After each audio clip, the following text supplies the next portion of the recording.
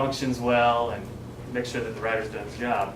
Or Bob could use the cloud, and they could just use one document, and they can all work on the same document, share it, and then send it forward as they progress. So that way, everyone can see the status of the document. They all know where it's coming from. They all know where it's supposed to go. And so if Bob's using the cloud to work on the document, he can also use that scheduler that we talked about, so everyone knows when they're going to receive it, and that would cut out, I don't know, probably 30 emails a day for Bob, which is really what he wants. Okay, so Bob needs to know how the cloud will work well for HP customers.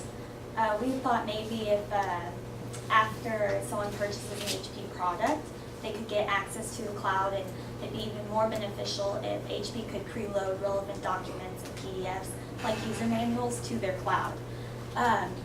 HP's cloud seems to be more geared towards programmers and developers. Even on their website, they mention how, as Travis said earlier, that programmers can host programs or apps, web apps, on the HP server, and they don't have to get their own server for it, and they can host programs like Prezi or Asana, or they could also host websites. And normal customers would still be able to use the cloud, it would just be more for storage for them. HP's cloud will work well for Bob by allowing him to store data and share it, especially with his teammates. It can also help him organize that data and make his data mobile, so if Travis was working with Bob, they don't have to be in the same room, they don't have to shoot an email to each other. Travis can just pull Bob's document, edit it, put it back up there. So now that Bob knows how the cloud works versus the internet and what everything is better for, I'll let Travis tell you what he should do. All right, so based on our research, we think that at this point, Bob should keep the PDFs on the internet. It just doesn't make sense for a user to have to log in, and then the information may not be there if they've already searched for it. So by keeping the information on HP's website, it's in a convenient location. They already know where it's going to be. They already expect it to be there. So at this point, it makes sense for HP to keep the PDFs on the internet.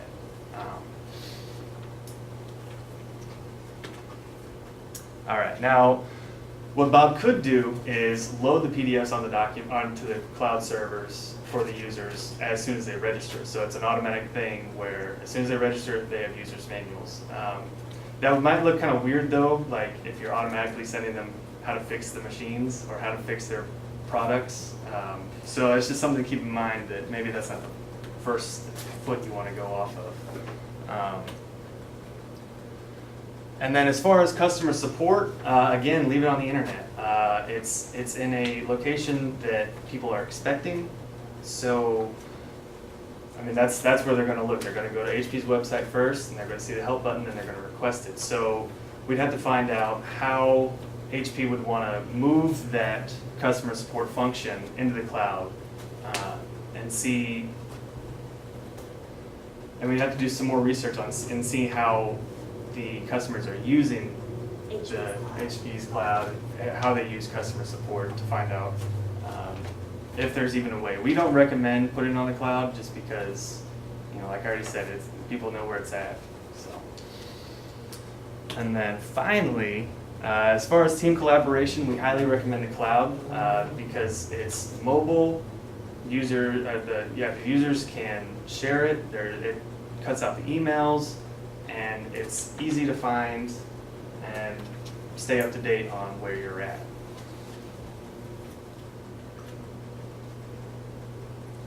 So let's take a look at how writing for the cloud will affect Bob's deliverables. As far as customer relations and customer support, we don't think it'll change the deliverables that much because we don't really recommend that it uses the cloud to interact with customers that way. The cloud is where the customers put their data, and that's not really the place they should be reading Bob's technical documents. But for collaboration, there are some considerations. The cloud is great at sharing documents. It allows Bob to share with his team, but first they need to communicate beforehand about who's going to edit it and when. They need to set up a labeling system. Basically, the labeling system is just so so they know which version is the most current. And they also need to talk about voice. If they're not working within close proximity, it might be more difficult to keep a consistent voice and style. So they need to just talk about that, plan a bit better, and the cloud will definitely pay off. It's definitely the solution for collaboration, though it may not be best for customer and company relations. If you have any questions, we're ready to answer.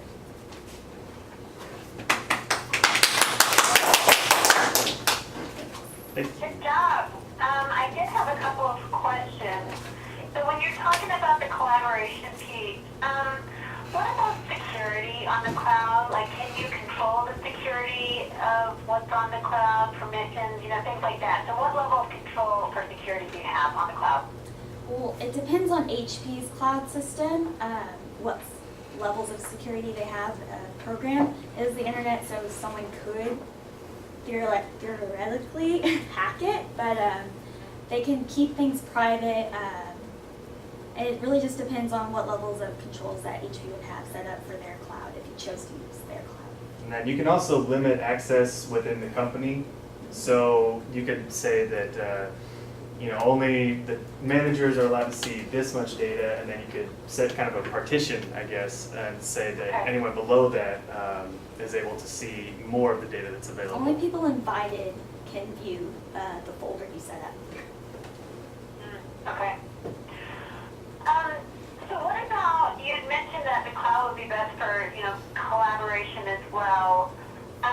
What about version control? Do you know, is that also something that could be customized, I guess, with deliverables that you have on the cloud so that you can control, like a checkout feature is what I'm trying to envision. If you have multiple people collaborating on one document, how do you make sure you don't override someone else's data? Things like that. So any thoughts or ideas along those lines? Right, well, one thing is Google Docs, for instance, just lets everyone work On the document live, right there. Right, so 4 people could be typing in Don't a have to document. download it. Yeah, and so that could get a little crazy.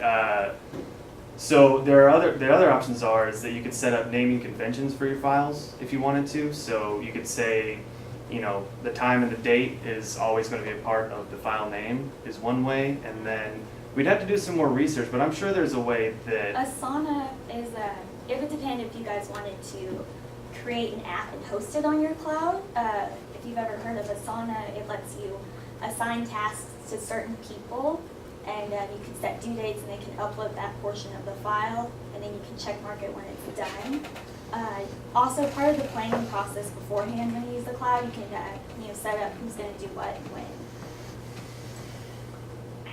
Can you spell, when you said Asano, can you spell that out for me? Oh, it's ASANA.com. ASANA.com? Mhm. Okay. And it's free for small teams. Larger teams, you can pay to have up to over 100 people use it a month. So it's really a great program. Okay. I think those were my questions. Thank you. you're welcome.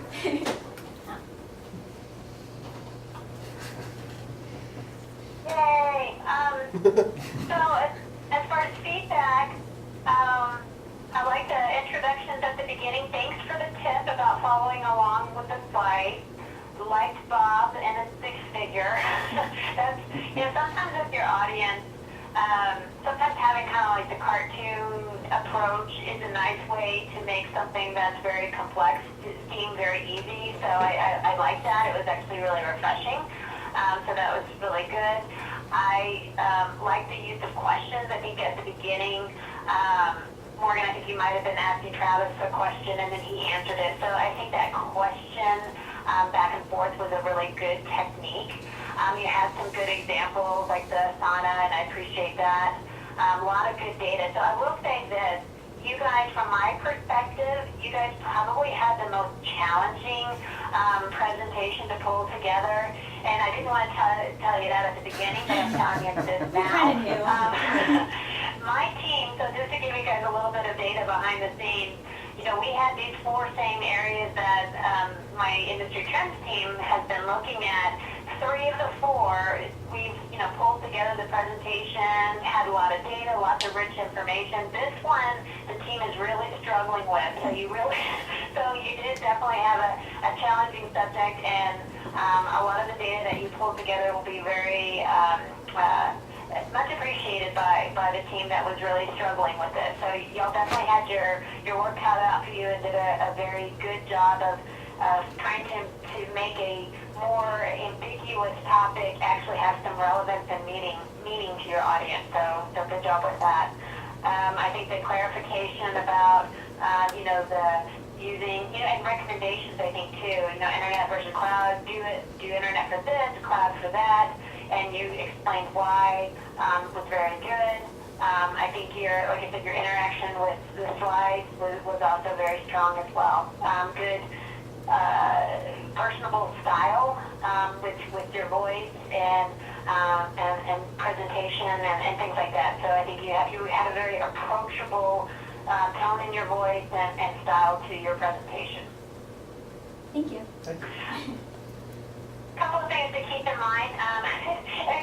At the very end there was one, and this is a little nit, is sometimes you have white font, and there was a couple times on the slide where the white font